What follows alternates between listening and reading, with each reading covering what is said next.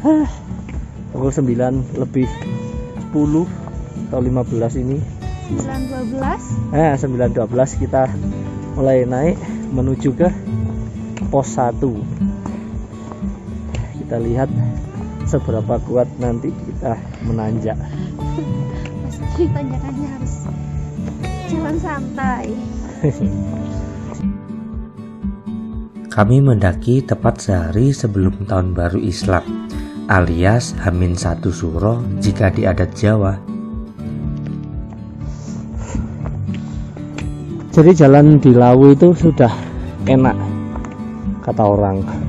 Kalau kata saya yang lumayan sering mendaki, jalanan batu ini ya sedikit menyulitkan. Tapi ada yang lebih menyulitkan nanti ketika di pos 3 ke atas itu batu-batunya disusun jadi tangga. Oke lah, jalan dulu. Baru mulai berjalan, sepatu saya sudah menyerah. Mungkin memang sudah termakan usia. Estimasi ke pos 5 ialah 6-7 jam bila fisik prima. Kami sudah sangat lama tak berolahraga, terutama Yuma. Oke, sekarang pukul 10 masih di perjalanan menuju pos 1. Nah, kalau di Lawu ini treknya didominasi bebatuan. Nah, jadi batu hitam ditata dan jalurnya lumayan menanjak.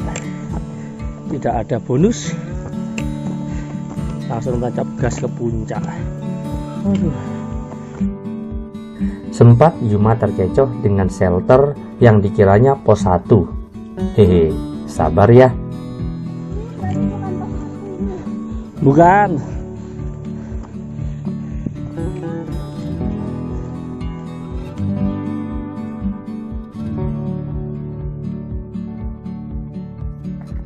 Begitu melihat ada warung, Yuma langsung bergegas.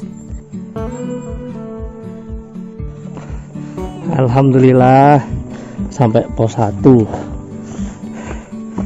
Dek Yuma sudah maju ke depan mencari teh hangat.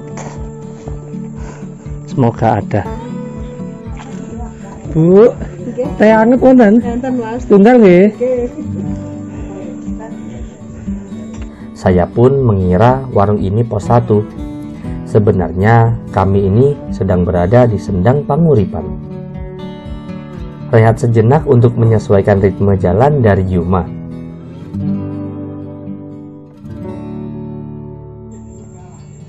Alamak, sepatu saya semakin menganga. Akhirnya saya merasakan yang kebanyakan dirasakan pendaki saat sepatunya harus diikat tali rafia. Beberapa menit berjalan, terlihat satu warung di depan. Itulah pos 1 yang sebenarnya. Alhamdulillah sudah sampai pos 1. Ya mas, pos 1 Gunung Lawu. Mantap. Oh iya, jadi di sini setiap pos, bahkan belum sampai pos itu sudah banyak warung. Jadi tidak membawa perbekalan nggak apa-apa. Yang penting membawa dompet yang tebal. Duit. Di pos 1 kami tidak rehat. Langsung saja tancap gas ke pos 2. Oh iya, di jalur pendakian kami akan lebih sering melihat porter sembako naik dan turun yang menyuplai warung-warung di atas sana, termasuk warung legenda Mbok Yem.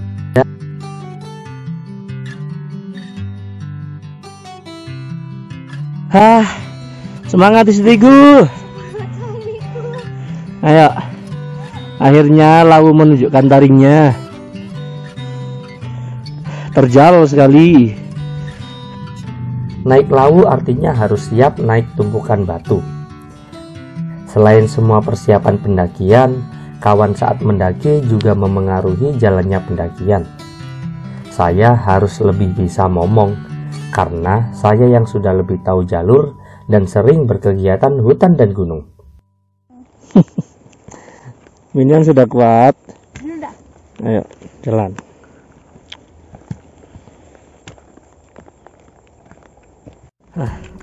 Nah, jadi ketika kita naik gunung itu paling enggak harus sedikit-sedikit pemanasan, dan kalau sudah sampai di gunung itu atur ritme nafas. Jangan sampai nafas kita itu enggak teratur dan malah membuat kita capek sendiri.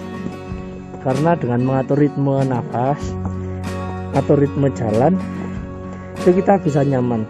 Nah, kalau sudah nyaman nanti lama-lama sudah terbiasa untuk naik turun gunung, meskipun jalannya terjal, bebatuan seperti ini. Harus mengerti batas kemampuan. Nah, itu juga yang terpenting adalah tahu batas diri. Jadi jangan gengsi ketika capek, ya berhenti. Wah, oke, sudah sampai di bebatuan ini. Jadi perjalanan ke 1 ke 2 itu jauh. Nah, kalau BG ke pos 1 dekat, 1 ke 2 yang agak jauh. Tangga batu full. Tangga batu full. Saya sempat berpikir, tangga via Cemoro Sewu ini siapa ya yang menata? Kok bisa-bisanya hampir semua jalurnya terdiri dari susunan tangga? Di perjalanan ke pos 2 ada sebuah tempat persinggahan bila mana pendaki sudah terlalu sore ataupun berlindung saat terguyur hujan. Hati-hati, di sini jalurnya sempit sampai diberi garis pengaman polis lain.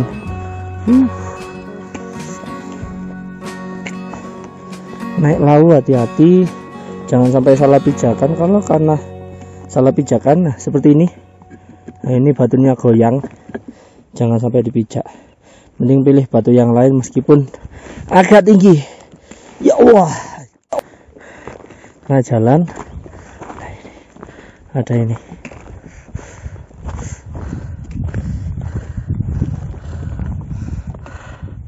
Wah, tanaman.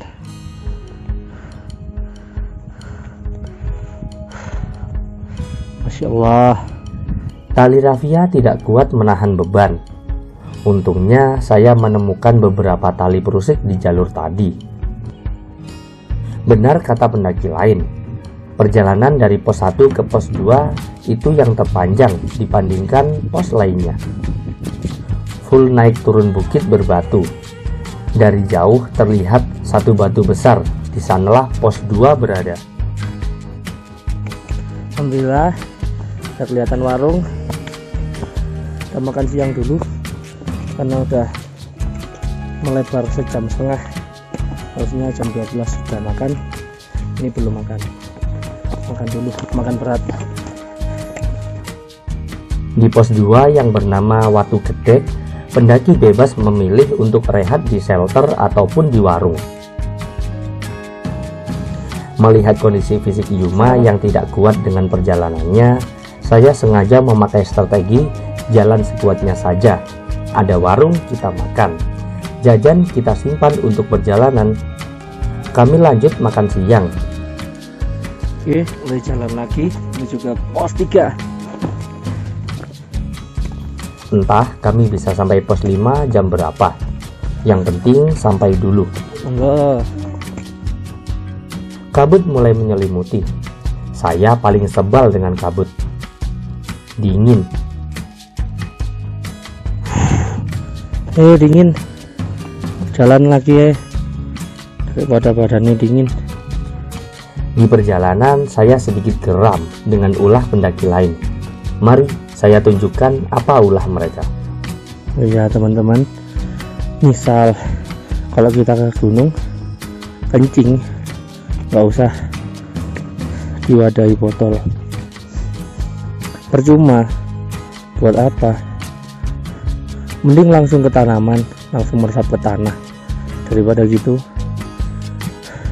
dimasukkan ke botol, dibuang, Satu, sampah. Duanya, orang yang lihat juga jijik. Yang ketiga, mungkin burungnya kecil. Yuma biar lihat sana. Saya lewat sini aja. Potong kompas.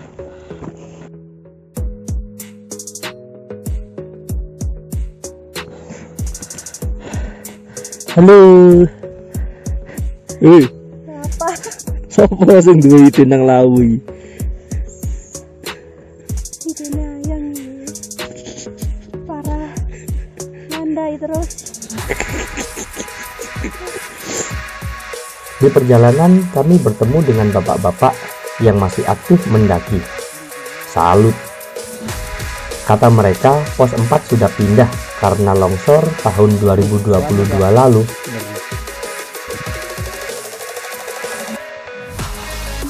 Terlihat sedikit ada kain tenda terpancang. Kami sudah dekat dengan pos 3. Saya segera mengompori Yuma untuk segera beristirahat di pos. Nah, dikit pos 3. Alhamdulillah. Pos 3.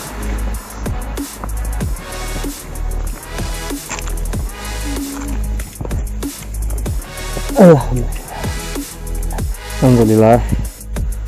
Pukul 15.31 atau setengah 4 sore sampai di pos 3. Istirahat dulu deh. Pasti boleh. Di pos 3 kami memakan cemilan dan beristirahat secukupnya. Yuma mulai menyesuaikan badannya. Oke, 15.54 berangkat ke pos 4. Jalan yang paling Aduh, pelaku-pelaku ini dasar burungnya kecil, buang pipis sembarangan, di botol lagi. Di Lawu kita juga akan banyak disapa dengan burung jalak. Kami malah didatangi dengan satu keluarga burung jalak. Wah, tengah jalan ada 3 jalak sekeluarga.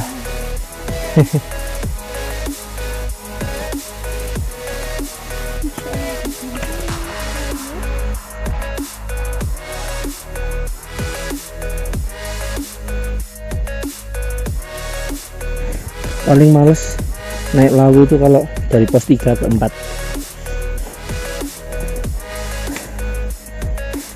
Tanjakannya, tangga batunya sedengkul-dengkul. Nah, hati-hati ya, ini batunya bisa jadi gerak. Oh iya, mengenai jalur lama yang longsor, bisa kita lihat jejak pegangan tangannya.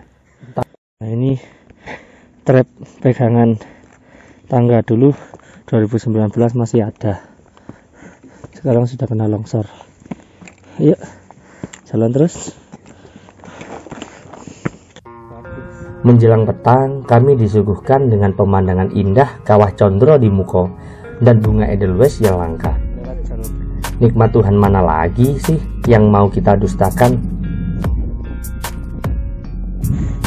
Pos 4 Garuan. Tepat pukul 5 sore kami sampai di pos 4. Gila, ini bukan pos, ini longsoran batu, bos. Yuma yang takut dengan tempat curam, saya suruh untuk lanjut ke depan dan rehat setelah pos 4 saja. Di pos 4 yang baru ini, kami disuguhkan dengan jalur yang hancur, namun dengan langit yang anggun. Mungkin ini adalah salah satu sore terindah di hidup saya. Melihat tepian dunia.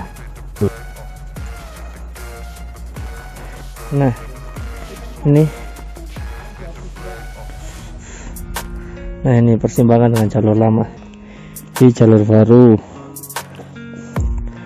Oke, naik lagi. Awas tebing curam, jadi jangan sampai nekat-nekat ke sana. Yuma sudah mulai kepayahan, tapi pos 5 masih jauh di depan. Berkat saran dari seorang porter bernama Mas Leker, Yuma mulai ada semangat lagi untuk berjalan. Ya, kami ke pos 6 saja.